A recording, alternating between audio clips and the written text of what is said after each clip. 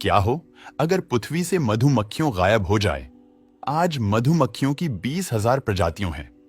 इंसान जैसे जैसे इस धरती पर विकसित हो रहा है, वो प्रकृति से भी दूर होता जा रहा है।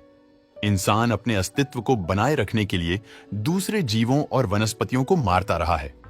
और यही वजह है कि आज प्रकृति में मौजूद दूसरे जीव जंतु प्राणी वनस्पतियां ये सब हमसे लगातार दूर होते जा रहे हैं। दोस्तों, क्या आपको याद है कि आखिरी बार आपने किसी चिड़िया का घोंसला कब देखा था? कब आपने रात में टिमटिमाते जुगनू देखे थे? और कब आपने मधुमक्खी का घोंसला देखा था? कहीं ना कहीं ये सब प्रकृति की वो घड़ियां है जो ये बता रही है कि हम और हमारा पर्यावरण कितना खतरे में है। कभी आपने सोचा है कि आपके द्वारा खाया जाने वाला सारा भोजन कहां से आता है? दोस्तों, धरती पर मौजूद 90% खाद्य वस्तुओं का उत्पादन करने में मधुमक्खियों का बहुत बड़ा योगदान है। आपको मधुमक्खियां सिर्फ शहद और मोम ही नहीं देती, बल्कि बादाम, काजू, संतरा, पपीता, कपास, कॉफी, अंगूर और ना जाने कितने तरह के फल और हरी सब्जियों का परागण मधुमक्खियां द्वारा ही होता है। एक मेल फूल को दूसरे फीमेल फूल से मिलन कराने की प्रक्रिया के बाद जब फल आता है, तो इस प्रक्रिया को हम परागण यानी पॉलिनेशन कहते हैं। और प्रकृति में परागण मुख्य रूप से मधुमक्खी और कुछ कीटों द्वारा ही किया जाता है, जबकि गेहूं, मक्के और चावल का परागण हवा द्वारा होता है।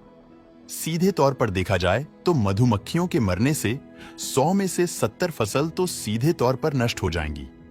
महान वैज्ञानिक अल्बर्ट आइंस्टाइन ने भी कहा था कि अगर धरती से मधुमक्खियां खत्म हो गईं, तो मानव जाति ज्यादा से ज्यादा 5 साल ही जीवित रह पाएगी। क्योंकि मधुमक्खियों की तादाद जितनी कम होगी, फल और सब्जियों की उपलब्धता उतनी ही कम होगी और उनकी कीमतें उतनी ही ज्यादा बढ़ेगी।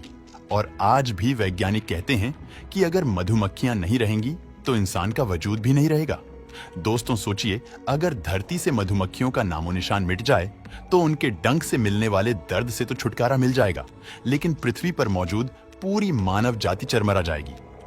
मधुमक्खी इस धरती पर अकेली ऐसी जीव है जिसके द्वारा बनाया गया भोजन मनुष्यों द्वारा किया जाता है।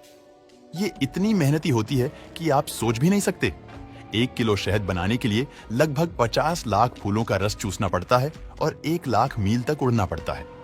ये धरती के 3 चक्कर लगाने के बराबर है। शहद हजारों सालों तक खराब नहीं होता। यह एकमात्र ऐसा फूड है जिसके अंदर जिंदगी जीने के लिए आवश्यक सभी चीजें पाई जाती हैं। लेकिन फिर भी कृषि में ज्यादा उत्पादन और बेहतर आमदनी के लिए कीटनाशकों का जमकर उपयोग बढ़ा है, जबकि हम सब ये जानते हैं कि कीटनाशकों को ज्यादा उपयोग पर्यावरण और हमारे लिए कितना खतरनाक है। इसके ज्यादा उपयोग से दूसरे जीवों और मधुमक्खियों के स्वास्थ्य पर बुरा प्रभाव पड़ता है। अगर संक्षेप में कहूं तो कीटनाशक सिर्फ कीट को ही नहीं, बल्कि पूरे पर्यावरण को ही मार रहा है। वे उन जीवों को मार रहे हैं जो पूरी दुनिया और मनुष्यों की मदद करते हैं। अगर धरती से मधुमक्खियां गायब हो गईं, तो अधिकांश पौधे विकसित या पुनः पनप नहीं पाएंगे, क्योंकि उनका परागण नहीं हो पाएगा और ऐसे में बड़े पैमाने पर मरुस्थलीकरण होगा। और अगर मरुस्थलीकरण हुआ तो बड़े पैमाने पर कुपोषण, अकाल आदि का सामना मानव जाति के साथ साथ दूसरे जीवन जंतु को भी करना पड़ेगा।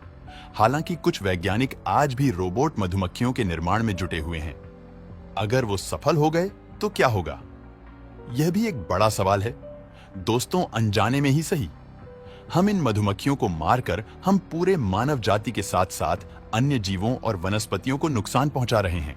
भले ही इसके बदलाव हमें आज नजर नहीं आ रहे, लेकिन आने वाले कुछ सालों में यह साफ दिखाई देंगे। दोस्तों, हमारा ग्रह, उस पर पनपती अनेकों जीव और वनस्पतियों के स्वास्थ्य पर निर्भर करता है। और जब तक हमें इन महत्वपूर्ण बातों का एहसास नहीं होगा, तब तक हम इसके खात्मे में अपना भरपूर योगदान देते रहेंगे। अगर हमने आज अपनी आंखें नहीं खोली, तो शायद एक दिन ये प्रकृति अपनी आंखें बंद कर लेगी।